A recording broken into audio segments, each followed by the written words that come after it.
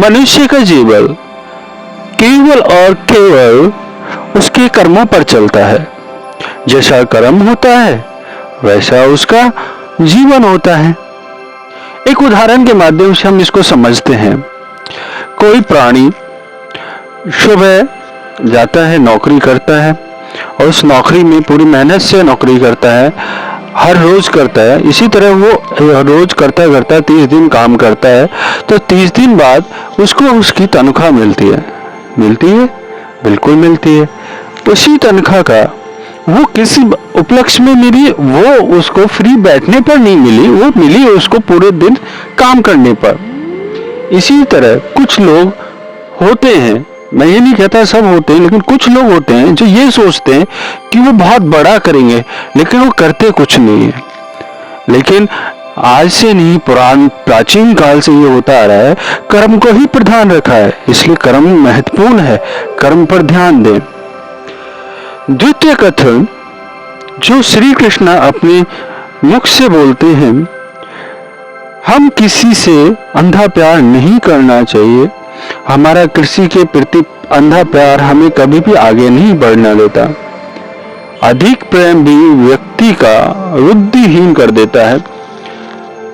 ये उस तरह की ऐसा नहीं है कि प्यार एक ही तरीका का होता है। प्यार दो लोगों के बीच में हो सकता है, प्यार किसी काम से हो सकता है, प्यार किसी आलस से हो सकता है, प्यार किसी भी चीज से हो सकता है। लेकिन अंधा होता है जब अति जब चीजों की होती है तो नुकसान होता है। जैसे कोई प्राणी व्यापार करना चाहता है, लेकिन वो मतलब बहुत ब्लाइंडली व्यापार करना चाहता है, लेकिन काम नहीं करता, कर्म नहीं करता व्यापार के जैसे।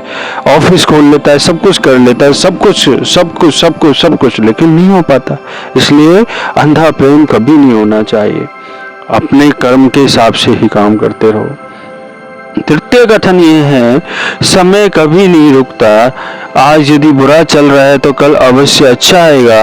आप केवल निस्वार्थ भाव से कर्म कीजिए और वही आपके हाथ में। तो समय का पहले भी सब लोगों ने, बहुत लोग, करोड़ों लोग ये कह चुके हैं कि समय किसी के लिए नहीं रुकता।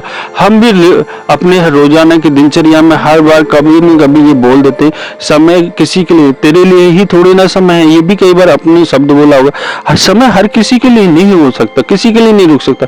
अभी हर सेकंड वो बदल रहा है, हर पल वो बदल रहा है।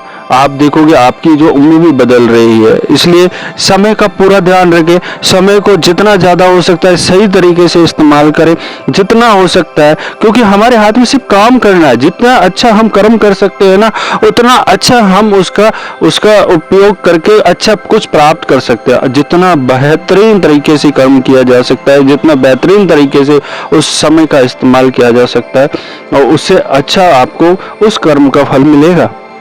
आप समय का दुरुपयोग करो, गलत जगह पे इस्तेमाल करो, उसका कोई फायदा नहीं होगा, आप गलत ही हो जाओगे।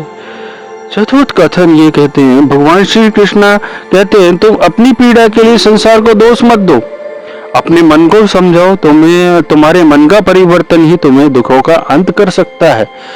बहुत लोगों को देखा है, मैंने तो अपनी लाइफ में बहुत लोगों को देखा है, आपने भी बहुत लोगों को देखा हो, जो दूसरों को कोसते, अरे यार मैं तो इसलिए सफल नहीं हो पाया क्योंकि उसने ऐसा कर दिया, अरे यार मेरा ये काम इसलिए नहीं हुआ क्योंकि उसने वैसा कर दिया।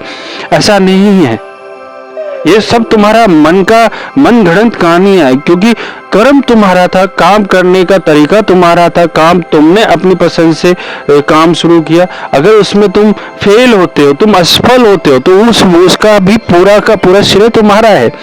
तुम इस चीज को समझो और अपने अंदर जाओ, झांक कर देखो। थोड़ी देर के लिए बैठो तो सही, थोड़ी देर के लिए बैठो तो सही, मेडिटेशन करो तो सही, अपने अंदर झांकने की कोशिश करो तो सही। आप समझ पाओगे कि आपकी ही गलती है, कोई और नहीं गलत है। यहाँ सब कुछ अपनी गलती है, सब अपने ही कर्मों का खाते हैं। अगर आप अच्छा कर रहे हो तो उसका अच्छा रिजल्ट आता है, अच्छे परिणाम आते हैं। अगर आप गलत करते हो उसका गलत। किसी को दोष देने की आवश्यकता है ही नहीं, कोई दोषी नहीं है, सिर्फ तुम दोषी हो। अगला श्री कृष्ण कहते हैं, बुरा वक्त आपको जिंदगी में उन सच का सामना करवाता है जिनका आपने अच्छे वक्त में कभी ख्याल नहीं किया होता।